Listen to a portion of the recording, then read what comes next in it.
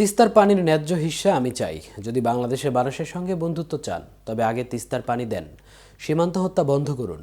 জাগো বাহে তিস্তা বাঁচাই স্লোগানে নদী রক্ষা আন্দোলনের ডাকে ভারতকে এমনই হুঁশিয়ারি দিয়েছেন বিএনপি মহাসচিব মির্জা ফখরুল ইসলাম আলমগীর। আরও বিস্তারিত থাকছে প্রতিবেদনের বাকি অংশে।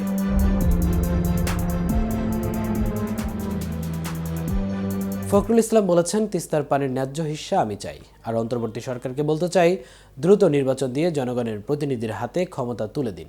আমি ভারত সরকারকে স্পষ্টভাবে বলতে চাই, যদি বাংলাদেশের মানুষের সঙ্গে বন্ধুত্ব চান তবে আগে তিস্তার পানি দেন। সীমান্ত হত্যা বন্ধ করুন।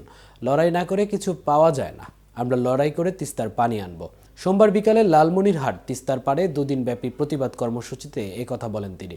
এ সময় দেশের শান্তি ও স্থিতিশীলতা রক্ষায় নির্বাচন দাবি করেন বিএনপি মহাসচিব। মির্জা ফখরুল বলেন, তারেক রহমান নেতৃত্ব দিচ্ছেন, জাতিকে একত্রিত করছেন। ফ্যাসিস্ট হাসিনা সরকারের বিরুদ্ধে নেতৃত্ব দিয়েছেন বলে জয় পেয়েছি।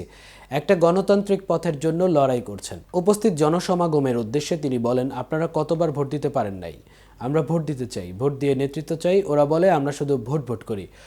ভোট করার কারণ হচ্ছে একটাই, সেটা হলো আমরা জনপ্রতিনিধি চাই। দেশে যে অশান্তি চলছে, নির্বাচিত সরকার এলে তা থাকবে না, দেশে শান্তি আসবে। একটা নতুন লড়াই শুরু হয়েছে, সেটা বাঁচা মরার লড়াই। লালমনিরহাট জেলা বিএনপির সভাপতি ও কেন্দ্র বিএনপির সাংগঠনিক সম্পাদক আসাদুল হাবিব দুলুর সমন্বয়ে নদী রক্ষা আন্দোলন জাগো বাহে তিস্তা বাঁচাই স্লোগান দিয়ে তিস্তা নদীর 13টি পয়েন্টে টানা 17 ও 18 ফেব্রুয়ারি 48 ঘন্টার অবস্থান কর্মসূচি পালন হচ্ছে। লালমনিরহাট, রংপুর, গাইবান্ধা, কুড়িগ্রাম ও নীলফামারী সহ উত্তরের 11টি স্থানে একযোগে দুদিনব্যাপী চলবে ভিন্নধর্মী এ প্রতিবাদ। তিস্তাপাড়ের 242 কিলোমিটার অববাহিকায় অনুষ্ঠিত হবে পদযাত্রা, থাকছে লোকজ গান, সাংস্কৃতিক অনুষ্ঠান, গ্রামীণ খেলাধুলা সহ নানা আয়োজন। ব্যানার, প্লেকার্ডে তিস্তা বাঁচানোর দাবি, নদীর মাঝখানে বসানো হয়েছে রং বেরঙের তাঁবু। প্রতিবাদে এক ভিন্নতা।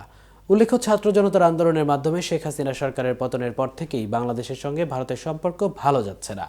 দুই দেশের মধ্যে ক্রমবর্ধমান উত্তেজনার প্রেক্ষাপটে বিজিবি একটি উচ্চ পর্যায়ের প্রতিনিধি দল সোমবার ভারতের রাজধানী নয়াদিল্লিতে পৌঁছেছে।